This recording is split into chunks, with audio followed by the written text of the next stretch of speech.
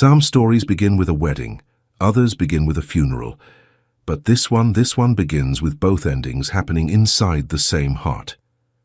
The day Emily Carter signed her divorce papers was the same day she buried every dream she had ever dared to believe in.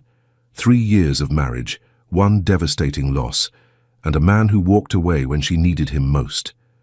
Chicago in November carries a particular kind of cold. Not the crisp freshness of early autumn, nor the romantic white silence of December snow. November cold seeps into bones, into memories, into the spaces between heartbeats where grief still lives. Emily pulled her coat tighter as she stepped out of her small apartment on the north side, her breath forming small clouds that disappeared almost as quickly as they formed.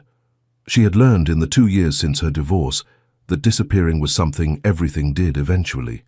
Dreams, marriages, children who never got the chance to take their first breath. She walked the familiar 6 blocks to the community center where she worked as a counselor for families in crisis. The irony was never lost on her. A woman whose own family had crumbled, spending her days helping others hold theirs together. But perhaps that was exactly why she was good at it. She understood the weight of loss in a way that could not be taught in any university classroom. She had lived it. She was still living it. The community center occupied an old brick building that had once been a factory. Now its large windows let in grey morning light, and its high ceilings echoed with the voices of children in the after-school program. Emily loved this place. It had become her sanctuary, her purpose, her reason to get out of bed on mornings when the emptiness felt too heavy to carry. Today was supposed to be ordinary. A staff meeting at 9, 3 counseling sessions before lunch, paperwork in the afternoon, maybe a quiet dinner alone, a book, and an early sleep. Emily had become expert at filling her days with enough activity to keep the silence at bay. She had rebuilt her life brick by brick, moment by moment, until she could almost convince herself that she was whole again. But fate has a way of laughing at our carefully constructed plans, and Emily Carter was about to discover that the past never truly stays buried. It simply waits, patient and inevitable, for the moment when it can rise again and change everything. The morning passed without incident. Emily counseled a young mother struggling to balance work and childcare. She met with a teenager whose parents were going through a bitter separation. She ate a sandwich at her desk while reviewing case files. Normal, predictable, safe. It was nearly 4 in the afternoon when the door to her office opened without a knock. Emily looked up, ready to remind whoever it was about professional courtesy, but the words died on her lips when she saw Director Morrison's face. The older woman looked pale, her usual composure replaced by something that resembled barely controlled panic. "Director Morrison," Emily said, rising from her chair. "What is wrong? We need to talk." The director closed the door behind her and leaned against it as if she needed the support. "Emily, I have just received some very concerning news about our funding situation." Emily felt her stomach tighten. The community center operated primarily on grants and donations. They were always 1 fiscal quarter away from potential closure. Is it the Henderson Foundation grant? Did they decide not to renew? No. Director Morrison shook her head slowly. "No, this is something else entirely. Emily, have you heard of the Romano family?" The name meant nothing to Emily. She shook her head. "They are one of the most powerful families in Chicago. Old money supposedly from construction and real estate, but everyone knows their real business operates in shadows." The director paused, seeming to choose her words carefully. "They have offered to become our primary benefactor. A donation large enough to fund our operations for the next 10 years. That sounds like wonderful news." Emily did not understand the director's obvious distress. "Why do you seem so worried?" "Because of who is behind the offer." Director Morrison walked to the window, looking out at the grey afternoon sky. "The head of the Romano family specifically requested to meet with you, Emily. He asked for you by name." "Me? But I do not know anyone in that family." "Why would they want to meet with me?" Director Morrison turned to face her, and in her eyes Emily saw something that made her blood run cold. a mixture of fear and pity, and the kind of knowledge that changes everything. "Emily," the director said quietly, "the current head of the Romano family is a man named Daniel Romano, but that is not the name he was born with. Before he became Daniel Romano, before he inherited this empire through marriage and circumstance, he was someone else entirely." The room felt suddenly too small, the air too thin. Emily gripped the edge of her desk because her legs had stopped feeling reliable. "His birth name," Director Morrison continued, "was Daniel Carter, your ex-husband."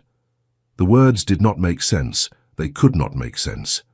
Daniel, her Daniel, the man she had married in a small church ceremony 6 years ago, the man who had held her hand through 18 hours of labor only to have it end in the worst possible way, the man who had slowly withdrawn into himself afterward, until there was nothing left between them but silence and pain, and eventually a stack of legal papers that Daniel was somehow connected to one of the most powerful crime families in Chicago. No.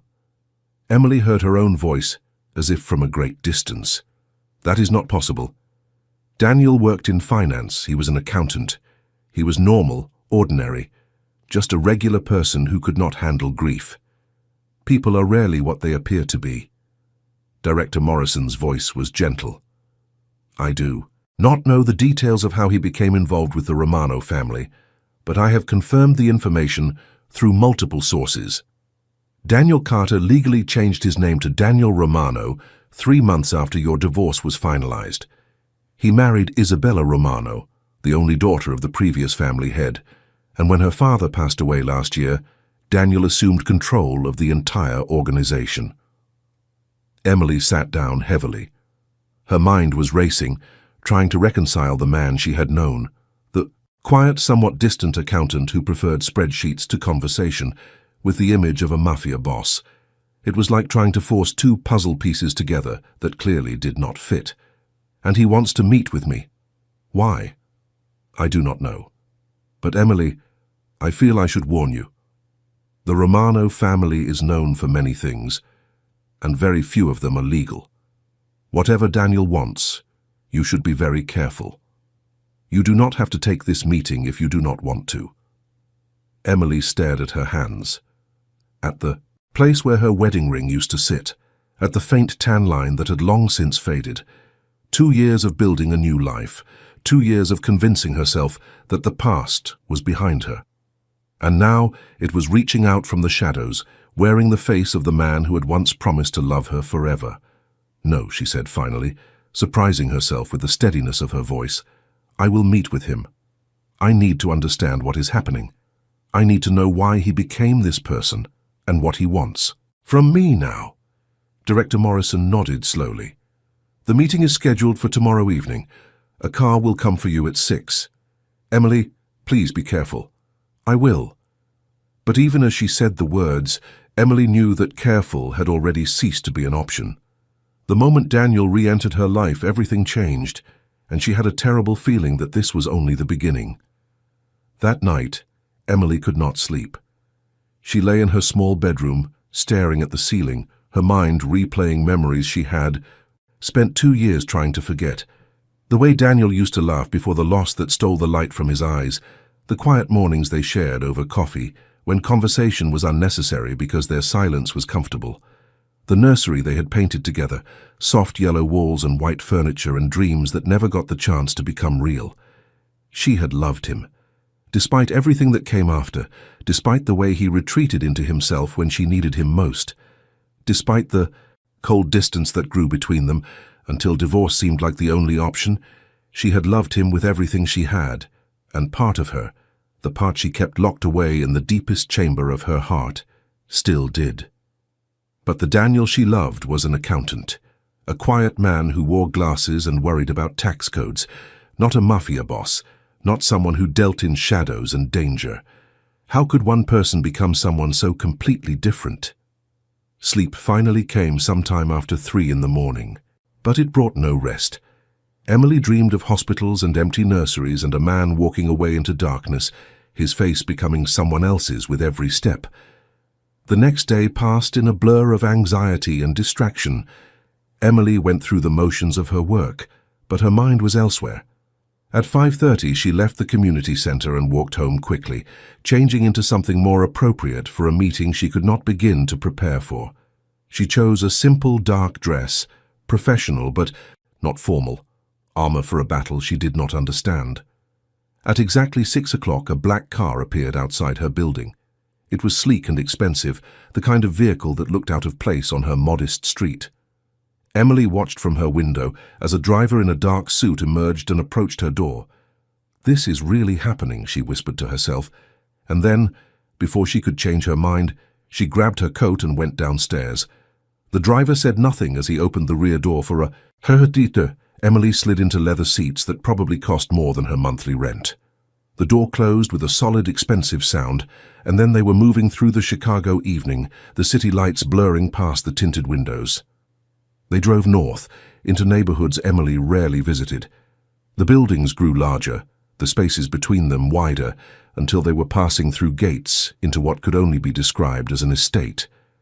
The house that emerged from the darkness was massive, a stone mansion that looked like it belonged in another century, another country. Lights glowed warmly from tall windows, and Emily could see the shapes of gardens even in the November gloom. The car stopped before wide stone steps. The driver opened her door. "Mr. Romano is expecting you," he said. These were the first words he had spoken. Emily climbed the steps on legs that felt borrowed from someone else. The front door opened before she could knock, revealing a formal entryway of marble and dark wood. A woman in a simple black dress greeted her. "Miss Carter, please follow me." They walked through halls lined with art and antiques, past rooms Emily caught only glimpses of, until they reached a set of double doors at the back of the house. The woman knocked once, then opened them. The room beyond was a study, lined with bookshelves and dominated by a large desk near tall windows. A fire burned in a massive stone fireplace, casting dancing shadows across the walls.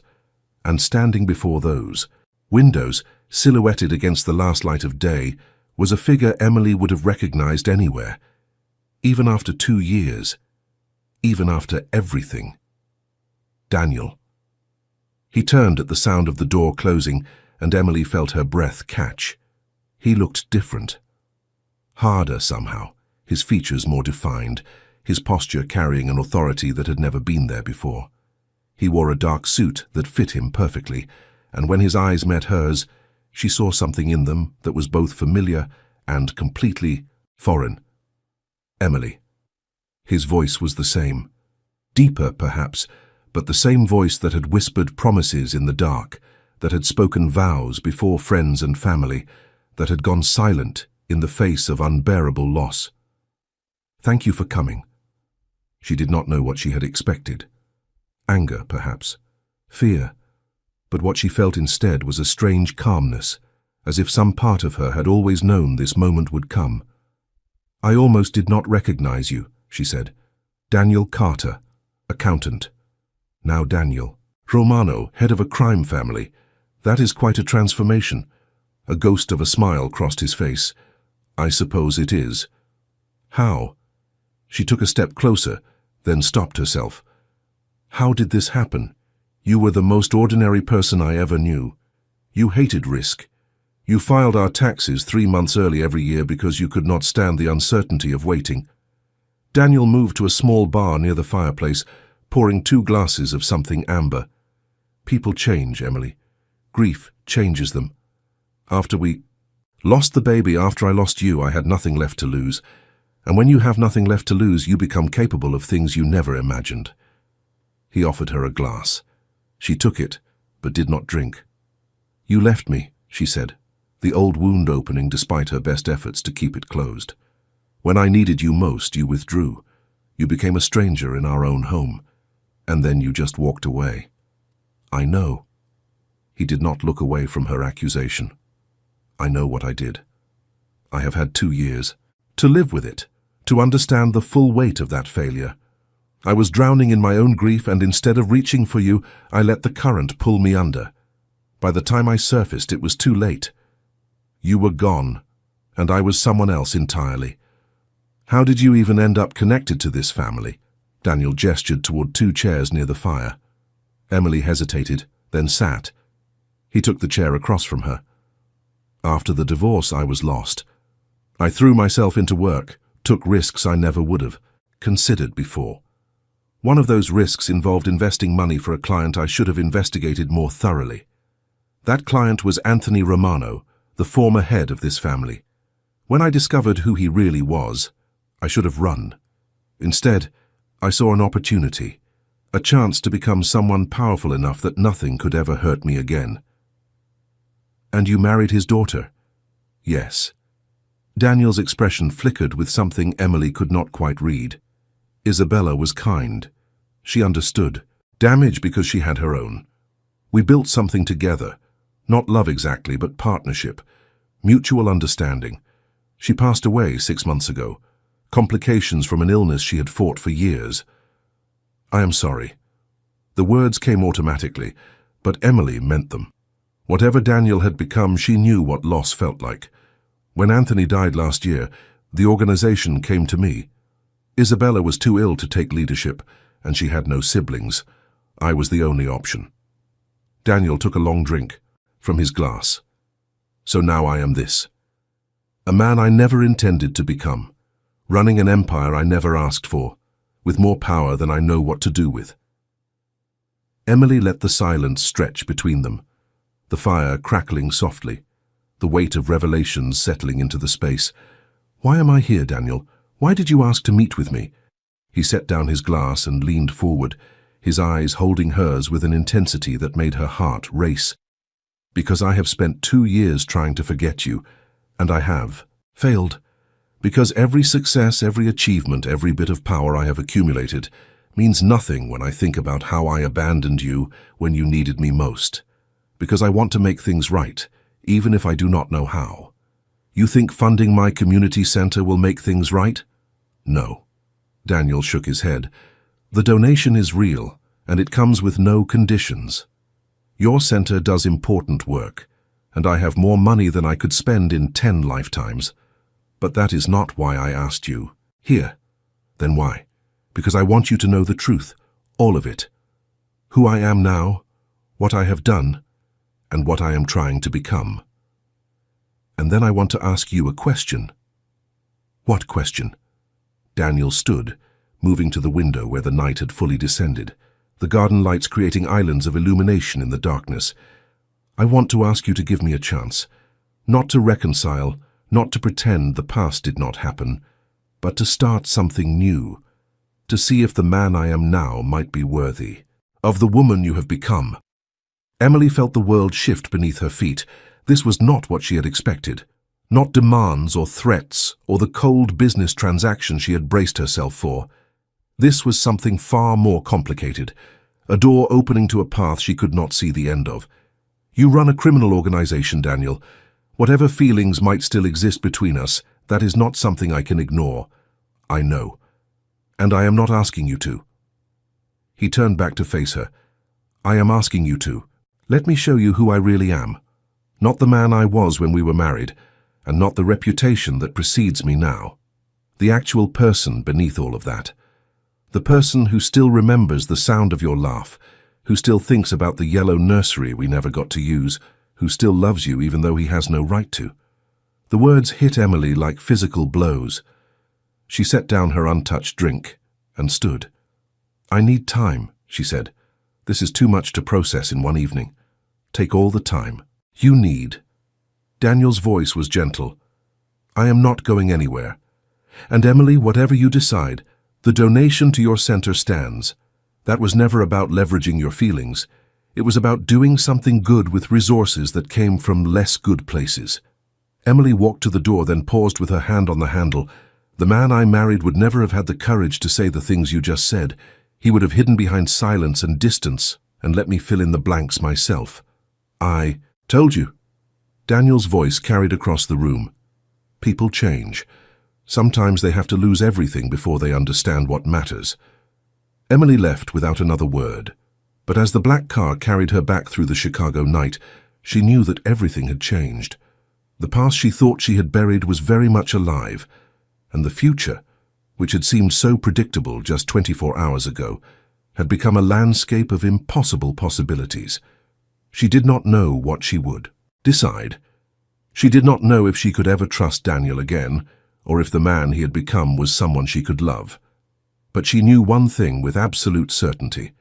She was no longer the same woman who had signed those divorce papers 2 years ago.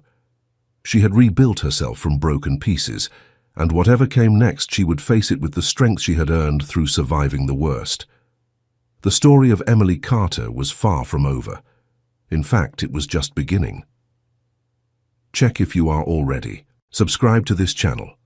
If you are not, take a moment to subscribe now, because stories like this one, stories of impossible love and second chances, and the courage to face the past, are exactly what we create here. You will not want to miss what happens next. 3 weeks passed after that first meeting. 3 weeks of Emily going through her daily routines while carrying a secret that changed the color of everything. She had told no one about Daniel, not her colleagues at the community center, not her sister who called every Sunday, not the therapist she saw twice a month to maintain the emotional equilibrium she had fought so hard to achieve. How could she explain something she barely understood herself? The donation arrived exactly as Daniel had promised, an anonymous gift to the community center large enough to secure their operations for years.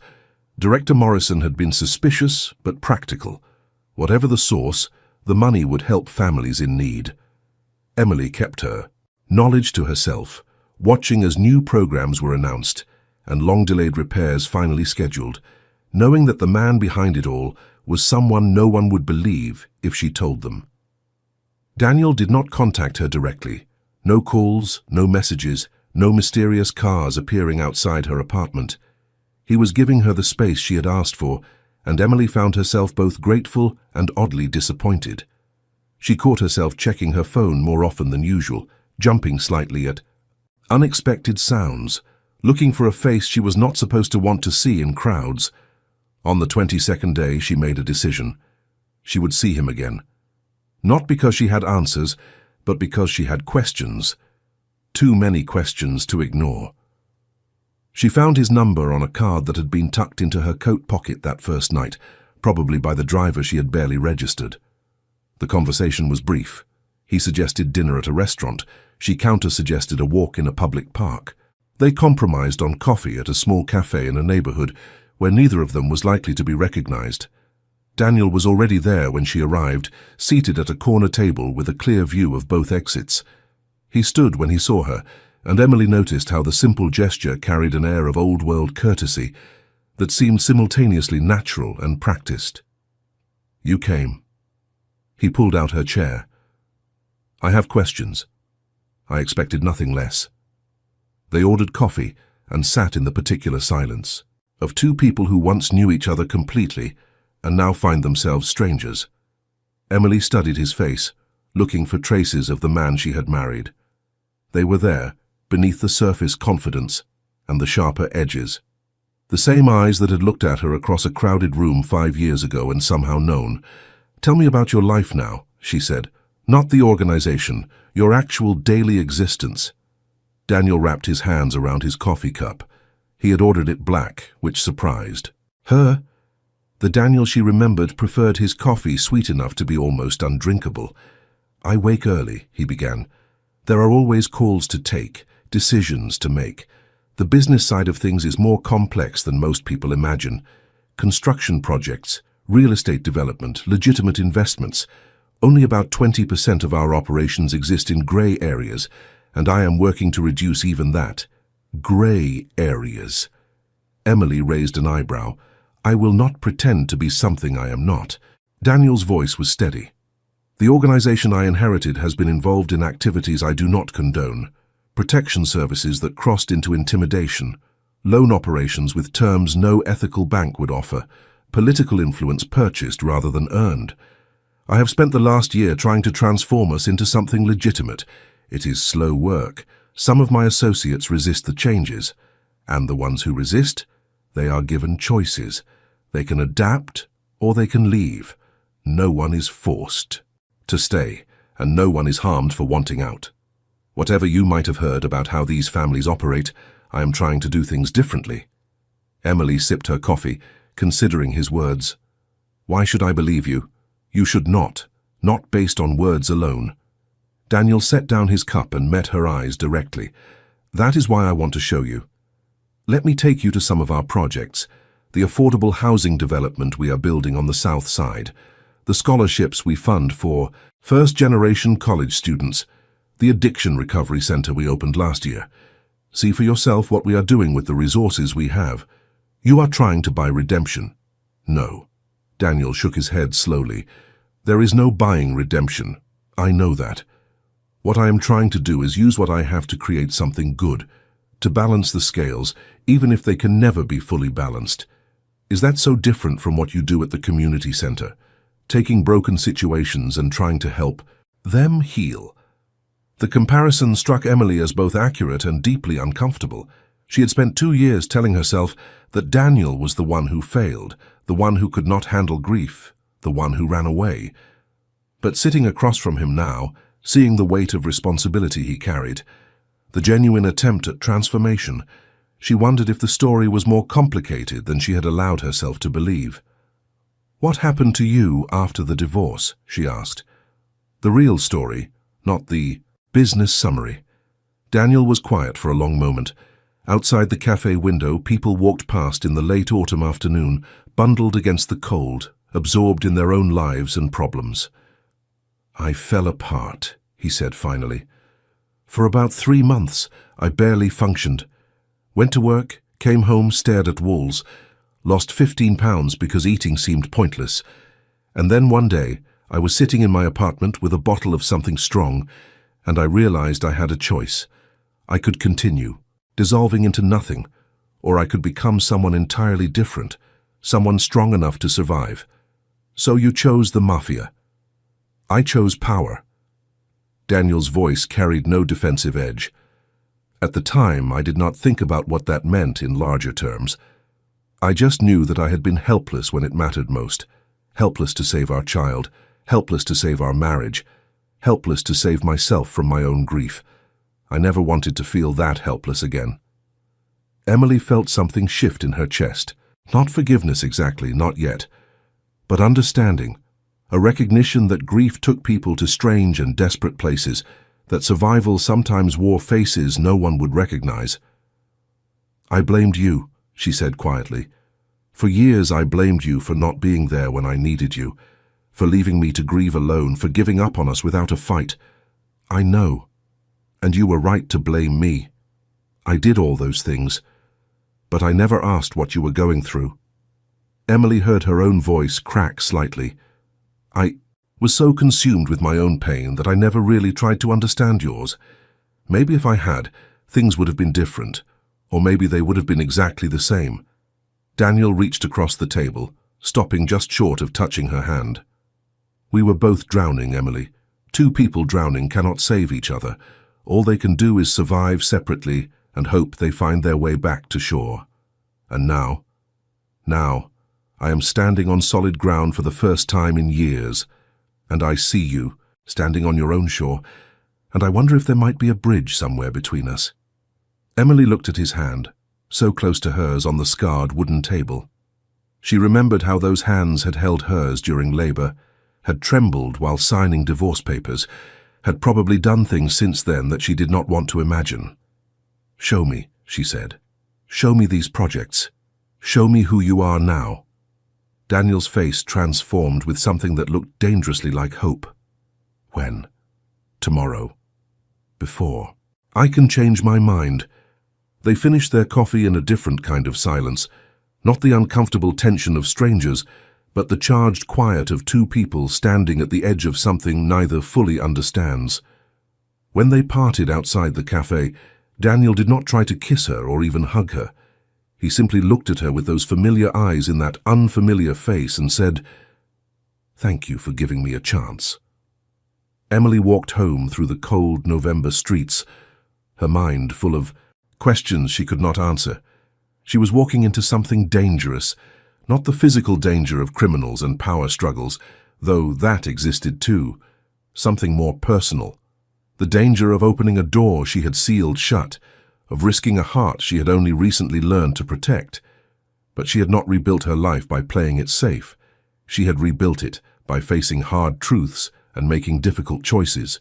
And whatever Daniel had become, whatever the organization he led represented, she could not make informed decisions without information.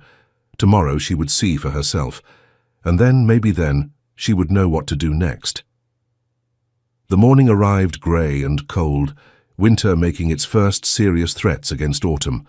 Emily dressed practically in warm layers and sensible shoes, unsure what the day would involve. At exactly 9 o'clock, a car appeared outside her building. Not the sleek black vehicle from before, but something more modest, a dark sedan that would not draw attention. Daniel was in the back seat. He smiled when she climbed in, and Emily noticed he was dressed casually as well, jeans and a sweater that reminded her almost painfully of the man he used to be. "Thank you for coming. I said I would." The first stop was on the south side of Chicago, an area Emily knew only from news reports about crime rates and economic depression.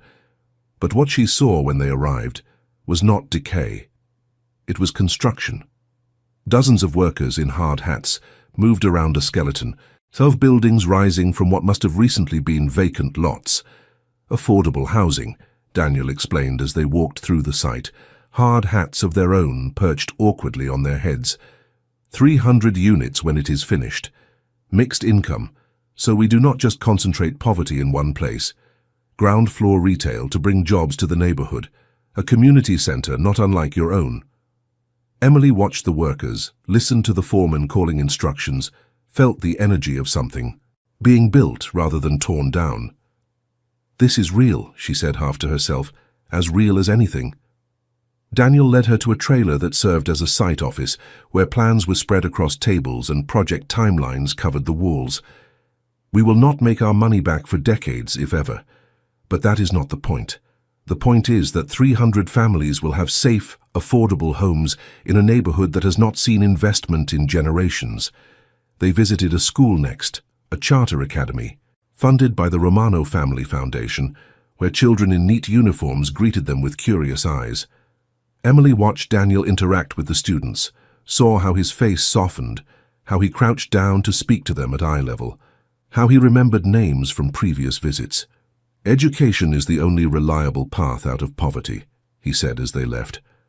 "I did not have to worry about that growing up. My parents were comfortable. I had every advantage, but most kids do not. If I can use my resources to give even a few of them better chances, then maybe all of this will have meant something." The Addiction Recovery Center was the last stop. It occupied a renovated warehouse in a quiet industrial area, and inside, Emily found a facility that rivaled any private treatment center she had ever seen. Comfortable rooms, professional staff, and patients who looked at Daniel not with fear, but with genuine gratitude. "Recovery takes time," Daniel explained. "Most programs give people 30 days and send them back to the same circumstances that led to their addiction.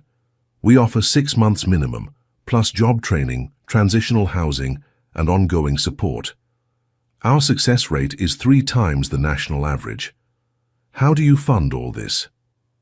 "Legitimate investments mostly. Real estate, construction, a few tech startups that have done well. I told you I am working to move the organization entirely into legal operations. These programs are part of that. They give my people something meaningful to do, and they generate goodwill that helps smooth other business dealings." Emily stood in the center of the recovery center's common room, watching patients play cards and talk quietly, and felt her certainties shifting beneath her feet. This was not what she had expected. None of this was what she had expected. "Why did you want me to see this?" she asked. "Because I wanted you to know that I am not a monster." Daniel's voice was low, meant only for her. "Whatever else I may be, whatever necessary, compromises I have made, I'm trying to do good in the world. I'm trying to be someone worth loving." The words hung between them, heavy with implication. "Daniel, I do not know what this is between us. I do not know if there can be anything between us. You are not the man I married, and I am not the woman you left, I know, but I see what you are doing here, and I respect it. Whatever else I feel, I respect this. That is more than I hoped for." Daniel smiled, and for just a moment, he looked like the young accountant who had nervously asked for her number at a friend's party 5 years ago. "Can we have dinner?"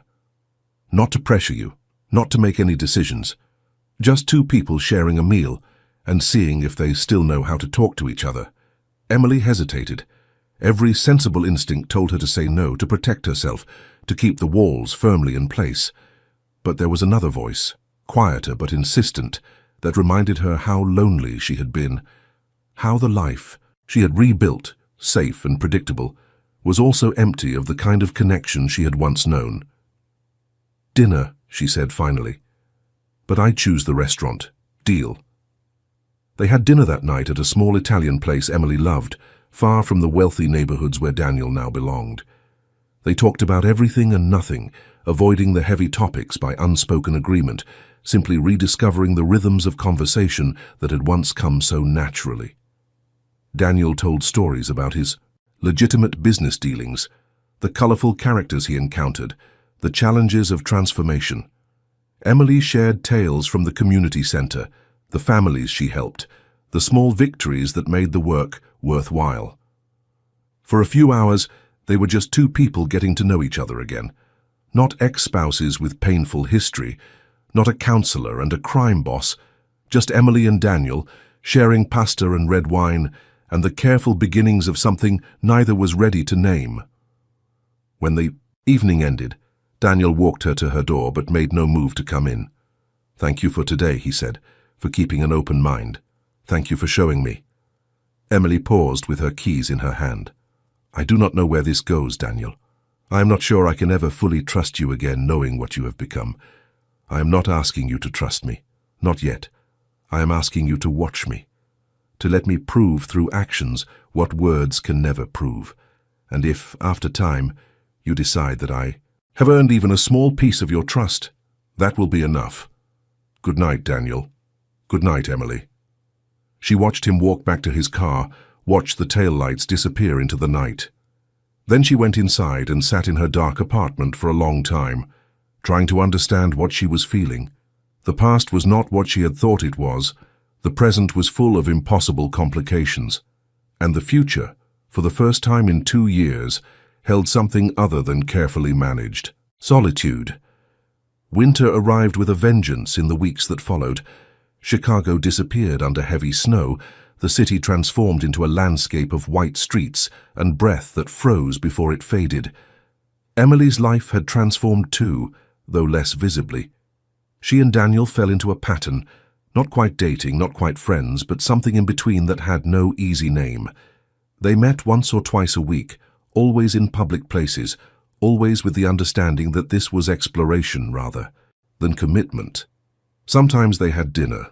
Sometimes they walked through museums or sat in coffee shops or watched the city from the observation deck of tall buildings. They talked about their pasts, their presents, their uncertain hopes for the future. And slowly Emily began to see the man Daniel had become. He was still recognizable, still carried echoes of the quiet accountant she had married. But there was a core of steel in him now that had not existed before. A willingness to make hard decisions, to shoulder responsibilities that would crush lesser people, to live with compromises that had no clean answers. He was more complex than the man she had known, and in some ways more admirable. The transformation that had led him to power had also led him to purpose.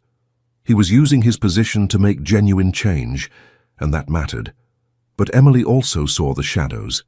Daniel carried a weight that never fully lifted, visible in the way he sometimes stared into middle distance, in the security personnel who were never far away, in the conversations cut short by encrypted phone calls he stepped away to take. His world was dangerous in ways she could only glimpse. People depended on him, but people also wanted to harm him. Every day he walked a line between power and vulnerability. "Do you ever regret it?" Emily asked him one evening as they sat in a quiet corner of a jazz club, the music wrapping around them like warm smoke. "Taking over the family, becoming this person?" Daniel considered the question with the seriousness he brought to everything. "I regret the circumstances that made it possible. Isabella's illness, Anthony's death, my own desperate need to become something stronger than I was. But the position itself, No. I have done more good in 2 years than I could have in a lifetime as an accountant. I have the power to change lives, to build things that matter. That is not something to regret. Even knowing what you have to do to maintain that power. Even knowing. Daniel's eyes met hers in the dim light. I do not pretend to be innocent, Emily. Decisions I have made have had consequences for people who probably did not deserve them. But I try to minimize harm. I try to use force only when necessary and never cruelly. I am building something that could outlast me, something legitimately good. If the cost of that is my own moral purity, I am willing to pay it. I do not know if I could live like that. Emily traced the rim of her glass.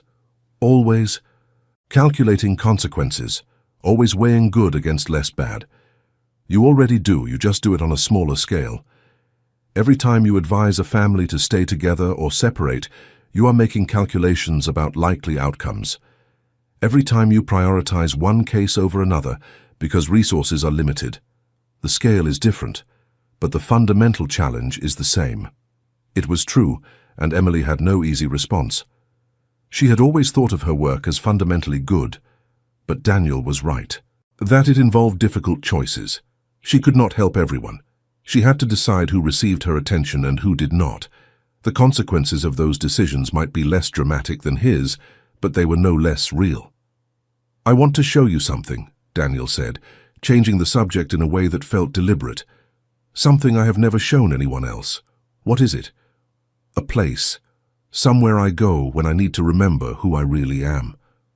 They left the jazz club and drove through snowy streets to a neighborhood Emily did not recognize. The car stopped in front of a modest house, the kind of brick 2-story common throughout Chicago, unremarkable in every way. I bought this house 3 months ago, Daniel explained as they walked up the freshly shoveled path. Anonymously through several shell companies. No one in my organization knows about it. Why? Daniel unlocked the door and led her into a living room that was warm and simply furnished. A comfortable couch, a reading chair, bookshelves, filled with actual books. No display of wealth, no statement of power. Just a room that felt like home. Because sometimes I need to be just Daniel. Not Romano, not the boss, not the man who controls an empire.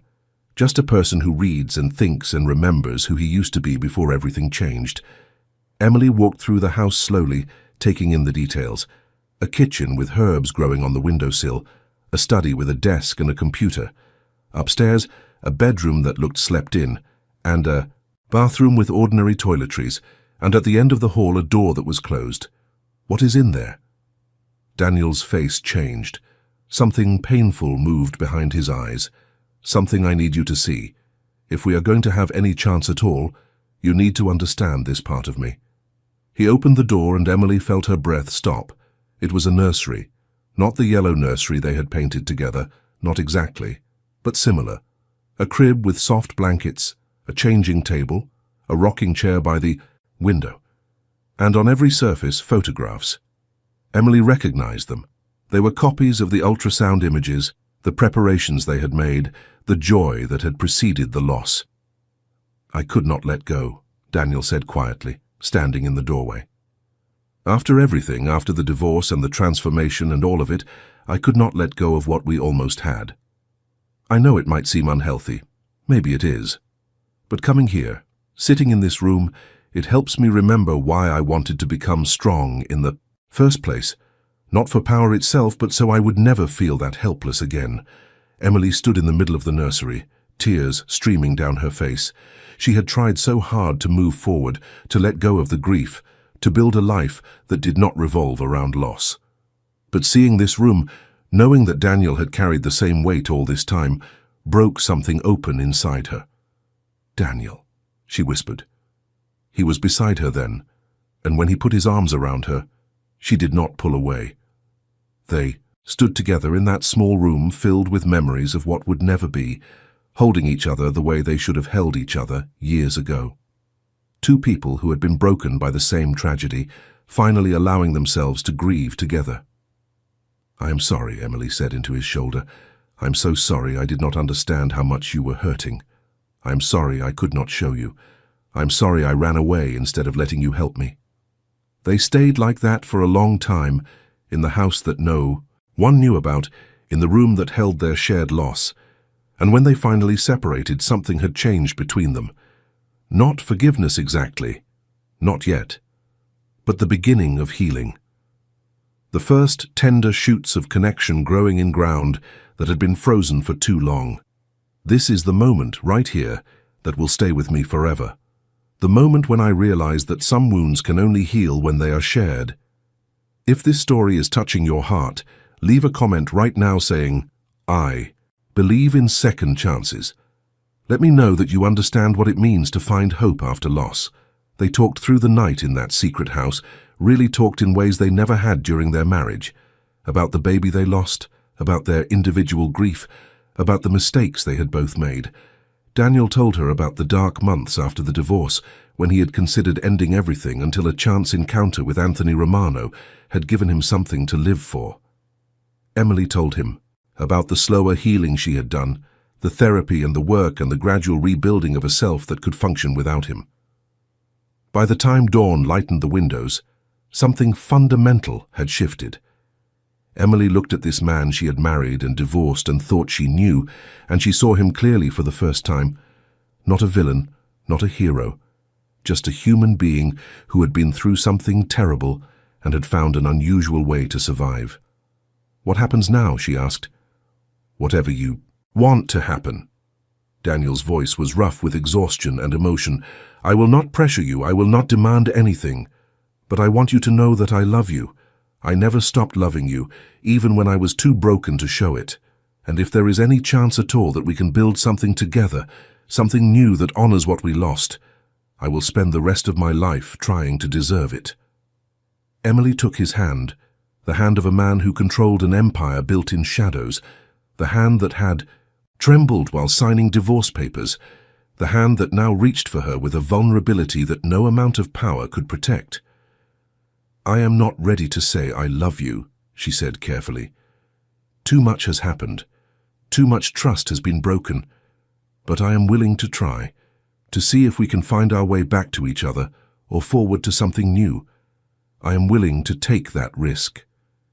Daniel raised her hand to his lips and kissed it gently. "That is all I ask." Spring came to Chicago like a slow awakening, snow melting into muddy puddles, then drying into the first hints of green. Emily watched the transformation from her office window at the community center, thinking about all the ways her own life had transformed over the winter months. She and Daniel were together now, though what that meant exactly was still being defined. They saw each other regularly, sometimes at his estate, sometimes at her apartment, often at the secret house that had become their private sanctuary. They were learning each other again, discovering who they had become, and whether those new selves could fit together. It was complicated. Emily had not told anyone the full truth about Daniel. Her colleagues at the community center knew she was seeing someone, but they did not know that someone was one of the most powerful men in Chicago's underground economy. Her sister suspected something was being hidden, but Emily deflected with vague explanations about privacy and taking things slow. She was not ashamed of Daniel, but she was not ready for the conversations his identity would require. Daniel, for his part, was working to accelerate the transformation of his organization. He had set a goal of moving entirely to legitimate operations within 3 years, and he was on track to meet it.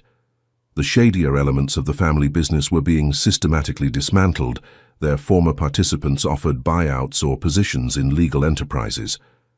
Not everyone was happy about the changes, but Daniel's authority was absolute, and opposition remained underground.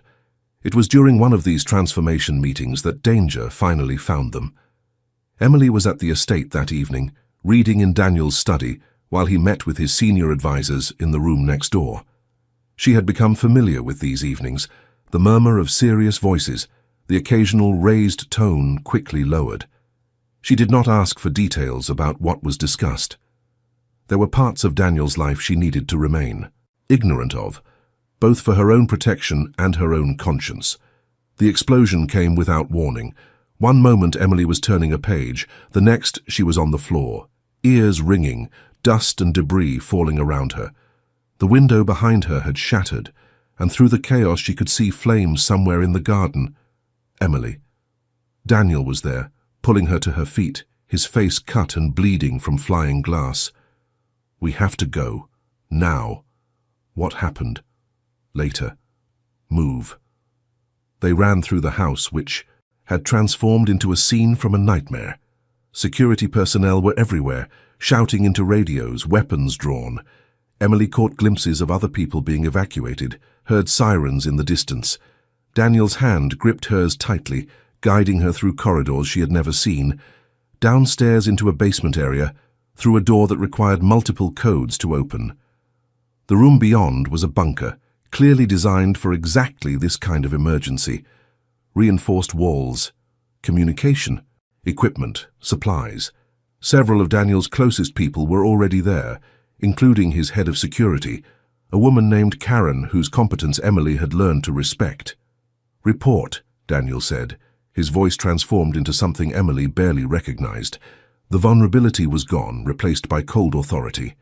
"Car explosive in the garden," Karen responded, "detonated remotely. 2 of our people were near the vehicle. They did not survive." Emily felt her stomach lurch. 2 people dead. Just like that. Because someone wanted to send Daniel a message, or worse. Do we know who? Working on it. Karen glanced at Emily briefly, then back to Daniel. "But we have a suspected leak. Someone inside told them exactly when and where to strike." The next hours blurred together for Emily. She sat in the corner of the bunker, watching as Daniel managed the crisis with a competence that was almost frightening. He made decisions quickly, issued orders that were immediately followed, maintained absolute control even as the situation remained dangerous. This was the part of him she had not seen before, the part that had allowed him to rise from grieving accountant to head of a criminal empire. Around midnight, Karen approached her with a cup of coffee. "You should get some sleep if you can. This might take a while. How can anyone sleep after something like this?" Karen sat down beside her, her expression sympathetic despite its professional composure. "You learn to, eventually. The boss has enemies. That is the nature of power.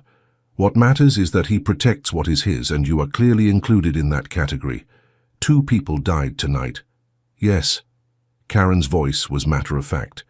"And if the boss had been in that garden instead of in his meeting, it would have been more.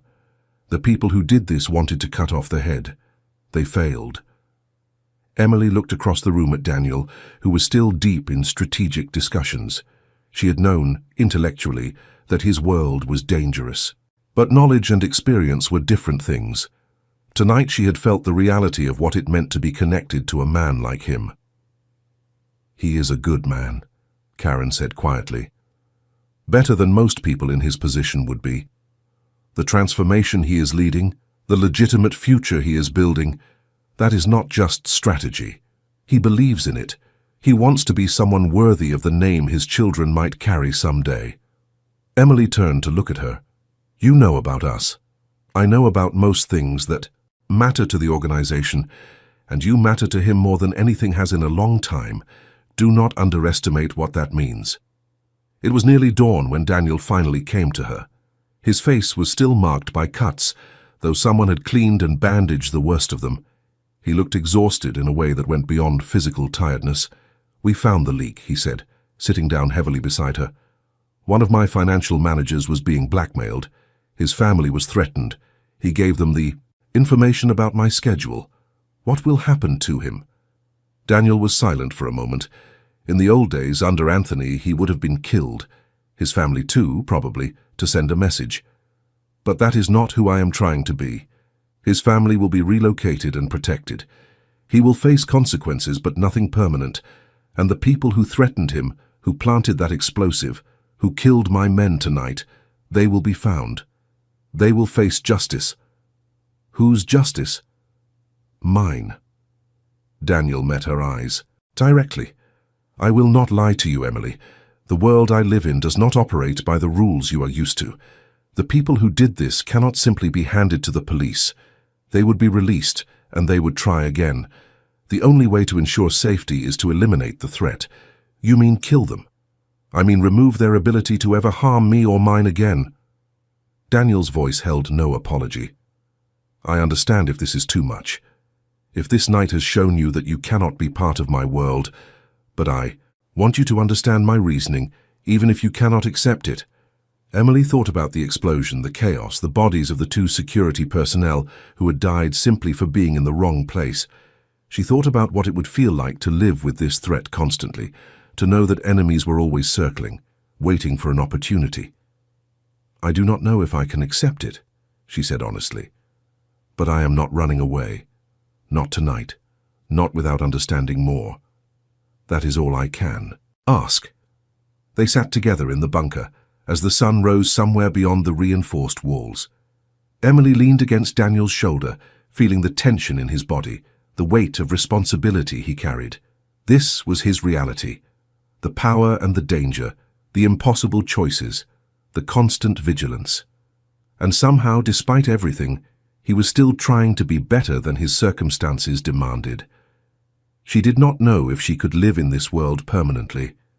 She did not know if love was strong enough to bridge the gap between her life and his, but she knew that walking away now when he needed support most would be a betrayal of everything they had rebuilt. For better or worse, she was in this, and she would see it through wherever it led. The months that followed were a strange mixture of tension and tenderness. Daniel's enemies were systematically dealt with, though Emily deliberately did not ask for details. The estate was rebuilt, security was increased, and the organization's transformation accelerated as Daniel pushed to reach legitimate status faster, driven by a desire to leave the danger behind.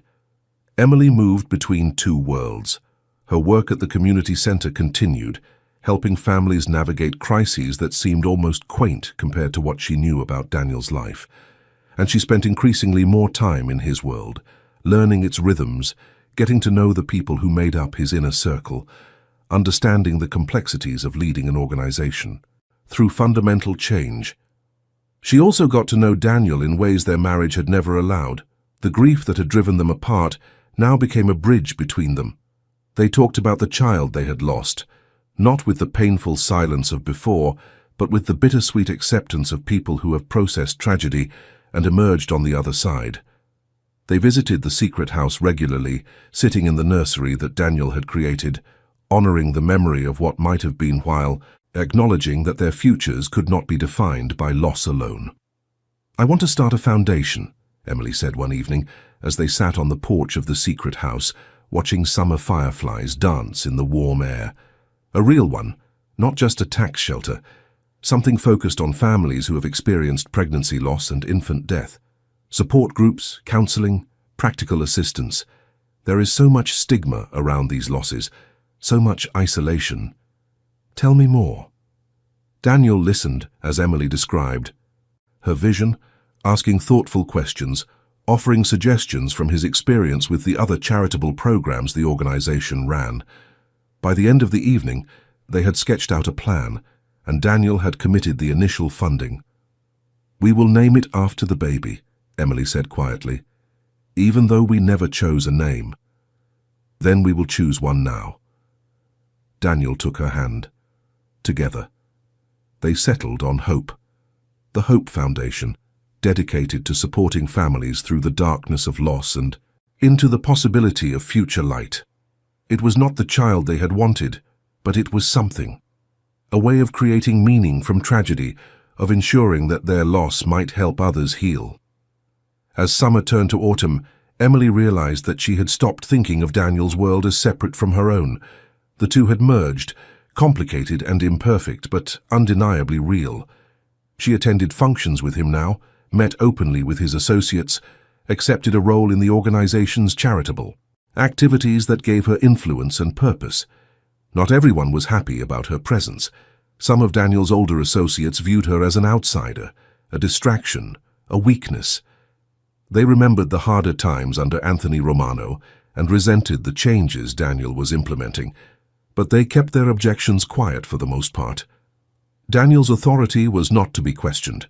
The exception was a man named Marcus Reeves, who had been Anthony's closest advisor and now led the faction most resistant to transformation. He was careful never to openly challenge Daniel, but Emily caught him watching her sometimes with an expression that made her uncomfortable. He had built his career in the shadows, and Daniel's push toward legitimacy threatened everything he valued.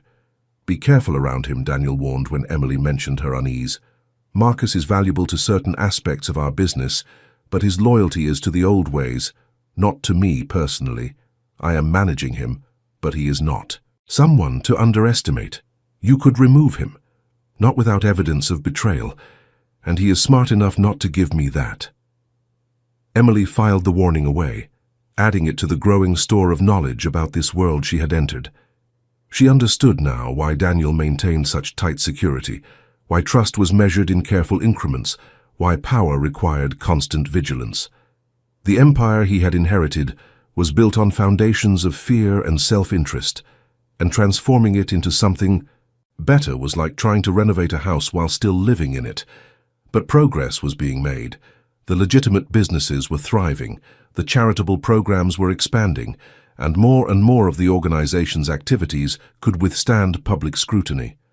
Daniel's 3-year goal was within reach, and for the first time, Emily allowed herself to imagine a future where his power came from creation rather than destruction.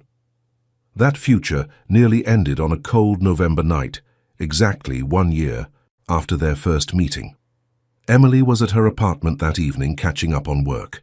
Daniel was at the estate, hosting a meeting of his senior leadership to finalize the next phase of their legitimate transition. They had planned to see each other the following day, to mark the anniversary with dinner at the restaurant, where they had their first meal together after his revelation. The call came at 11 o'clock. Not from Daniel, but from Karen. "Emily." Karen's voice was tight with barely controlled urgency. "You need to come to the estate now. What happened?" "Marcus Reeves made his move. He has been working with outside interests, people who want to stop the transformation. They have the estate surrounded. Daniel is holding them off, but the situation is bad." "How bad?" "Bad enough that he asked me to call you, to tell you what might happen, and to tell you something else." "What?" "He said to tell you he loves you, and that whatever happens, the last year with you was the best of his life." Emily was in a car within minutes, driving faster than was safe through dark streets. Her mind was a chaos of fear and desperate hope. She could not lose him. Not now, not after everything they had survived together, not when they were so close to the future they had worked toward. The estate was indeed surrounded when she arrived, police and emergency vehicles blocking every approach. Emily pushed through the chaos, identified herself to the officers in charge, and was eventually allowed past the outer perimeter to where Karen was coordinating the response. "What is the situation?" "Marcus and about 30 men have control of the main house. They have hostages, including several of Daniel's most trusted people. They are demanding that Daniel sign over control of the organization before they will release anyone." "And Daniel?" "He escaped the initial takeover with a small team. They are somewhere on the grounds, probably in one of the secondary buildings. He has been in communication, trying to negotiate, but Marcus is not interested in compromise. What are the police doing?" "Preparing for the possibility that negotiation fails." Karen's face was grim. "If Marcus starts harming hostages, they will breach, and if that happens, a lot of people might die." Emily stood in the cold night air, watching the lights of the estate where her future had almost taken shape. Inside those walls, the man she loved was fighting for his life and the lives of people who depended on him. And there was nothing she could do but wait. Or was there? "Karen," Emily said slowly, "does Marcus know about me? About my relationship with Daniel?" "Of course. Everyone knows." "Then maybe I can help. Maybe I can give him something he wants more than signatures on paper." "You are not suggesting what I think you are suggesting. I am suggesting that I offer myself as a hostage in exchange for the others. Daniel will not sign over control of his organization. We both know that. But if Marcus has me, he has leverage over Daniel that goes beyond business." "Emily, that is insane. Daniel would never agree to it. Then we will not tell him until it is done." Emily met Karen's eyes with a determination that surprised even herself. Daniel has spent a year trying to protect me from his world. Now it is my turn to protect him. Let me do this." The negotiation was brief. Marcus, it turned out, had been hoping for exactly this opportunity, a chance to humiliate Daniel by threatening the woman he loved, to break his resolve in a way that mere business pressure never could. Emily walked into the main house with her hands raised, her heart pounding, her mind focused on the single goal of buying time. The hostages were released one by one as Emily moved deeper into the building. By the time she reached the main hall where Marcus waited, most of Daniel's people were free, streaming out to safety. Only a handful of Marcus's core supporters remained, gathered around their leader like wolves scenting blood. "The woman who rebuilt Daniel Romano," Marcus said as Emily was brought before him. "I have to admit I did not understand the attraction at first, but now, seeing you here, offering yourself to save others, I begin to see it. You have courage." "And you have miscalculated," Emily replied, her voice steadier than she felt. "Daniel will not give you what you want just because you threaten me. He knows I would rather die than see his work destroyed." "Perhaps." Marcus smiled, but it did not reach his eyes. "But we will see how strong his resolve is when he has to watch you suffer." The hours that followed were the worst of Emily's life. Not because Marcus harmed her physically, though the threat hung constantly in the air, but because she could do nothing but wait, knowing that Daniel was out there somewhere, knowing that he was being forced to make impossible choices, knowing that their future together hung by a thread. Dawn was breaking when the breach finally came, not from the police but from Daniel himself, leading a team that had been quietly positioning themselves throughout the night. The assault was swift, professional, and overwhelming. Within minutes, Marcus and his remaining loyalists were subdued, and Emily found herself in Daniel's arms, both of them trembling with relief and exhaustion. "What were you thinking?" Daniel demanded, his voice cracking. "You could have been killed." "I was thinking that I love you," Emily replied, "and that sometimes love means taking risks." They stood there in the ruined elegance of the main hall, surrounded by the evidence of betrayal and its defeat, holding each other as if the world might tear them apart if they let go. Outside, the sun was rising on a new day, and inside, a new chapter was beginning. The aftermath of Marcus Reeves's attempted takeover changed everything. Daniel's organization emerged from the crisis stronger than before, united by the shared experience of surviving betrayal. The fence-sitters, who had quietly supported the old ways, suddenly found themselves on the wrong side of history. The transformation that Daniel had been pursuing accelerated dramatically as remaining resistance melted away. Within 6 months, the last of the questionable operations were shut down or sold off. The Romano family, as it was still called for historical reasons, became exactly what Daniel had envisioned from the beginning: a legitimate business empire built on construction, real estate, technology, and philanthropy. The shadows receded, replaced by the ordinary challenges of running large enterprises in the modern world. Emily's role in the events of that November night became legendary within the organization. She had offered herself as a hostage to save others, had demonstrated courage that matched Daniel's own. Whatever reservations anyone had held about her place in their world evaporated. She was one of them now, not by marriage or proximity, but by her own actions. The Hope Foundation launched that spring, funded by Romano family resources, but operated independently under Emily's direction. It grew quickly, filling a need that Emily had recognized from her own experience. Support groups formed in cities across the country. Counseling services reached families who had nowhere else to turn. Research grants advanced medical understanding of pregnancy loss. What had begun as a personal act of healing became a movement. On a perfect June evening, 1 year after the Foundation's launch, and nearly 3 years after Emily and Daniel's first meeting as changed people, they stood together in the garden of the secret house. It had been expanded now, the modest property transformed into something more fitting for the life they had built together, while remaining the private sanctuary it had always been. "I have something to ask you," Daniel said, his voice carrying the same nervous energy Emily remembered from the night he had first asked for her phone number, a lifetime ago. "Is this what—" "I think it is. That depends on what you think it is." He reached into his pocket and withdrew a small box. "Emily, when I lost you the first time, I became someone else because I could not survive as the person I had been. When I found you again, I became someone better because you showed me what I was capable of. I am not the man you married, and you are not the woman I left. But maybe that is the point. Maybe we had to become different people to finally get it right." He opened the box, revealing a ring that Emily recognized. It was her original engagement ring, the modest diamond they had chosen together when they were young and uncertain and full of naive hope. "I kept it," Daniel admitted. "I told myself it was because I could not bear to sell it, but I think some part of me always knew this day might come. Emily Carter, will you marry me again? Will you help me build a life that honors who we have become and who we lost and all the possibilities we have yet to discover?" Emily looked at the ring, at the man holding it, at the garden where fireflies were beginning their nightly dance. She thought about all the ways her life had changed, all the grief and growth and impossible second chances. She thought about the child they had lost and the foundation that carried their name. She thought about the dangerous world Daniel had navigated and the legitimate empire he had built. And she thought about love.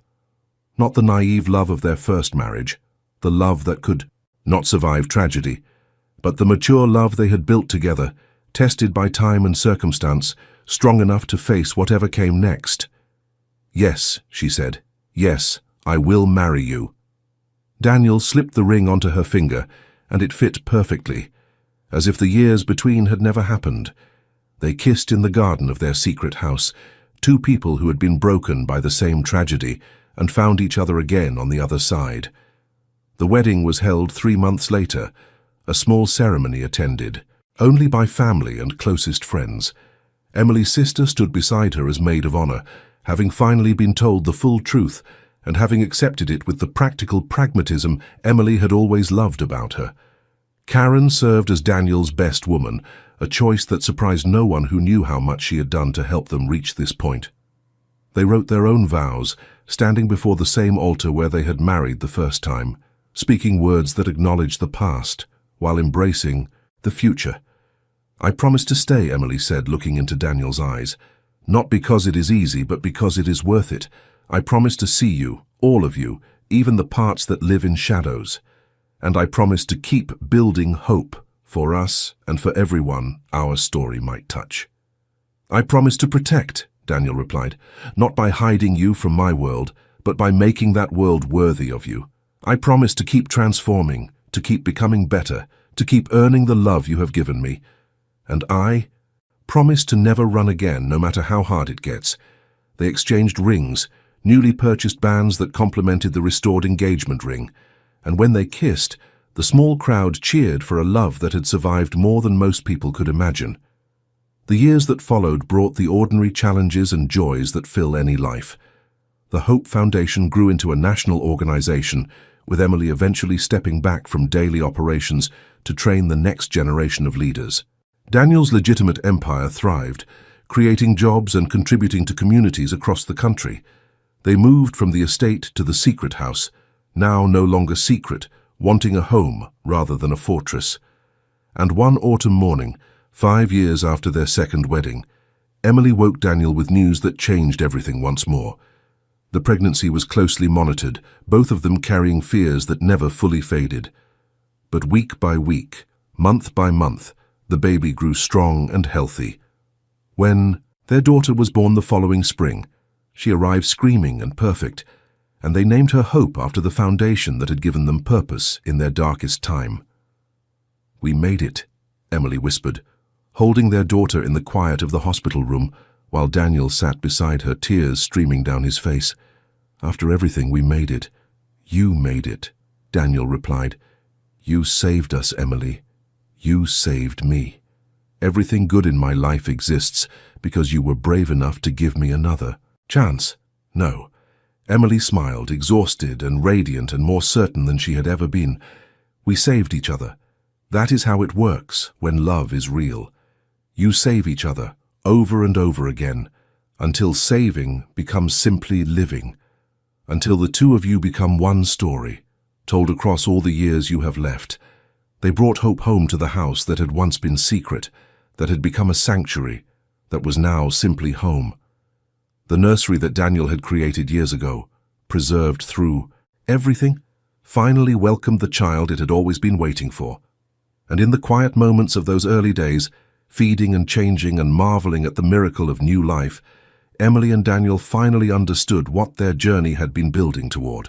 Not power, not redemption, not even second chances, though they had needed all of those things along the way. Family. That was what they had been building.